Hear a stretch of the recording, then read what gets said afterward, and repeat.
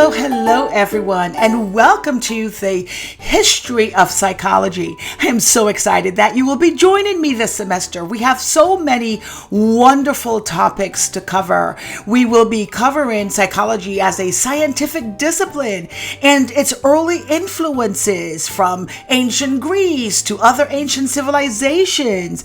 Also, some key figures like William Wundt and William James, including Sigmund Freud and Gestalt psychology. We'll dive deeper into behaviorism, studying John Watson, and cognitive psychology, all about the mind, and how cognitive psychology emerged, focusing on mental processes such as thinking, memory, and problem solving. Again, I am so delighted that you are joining me this semester. Now, if you have any issues, questions, or concerns throughout the course, please be free to contact me. I usually respond within 24 hours to all my students. Alrighty, happy learning!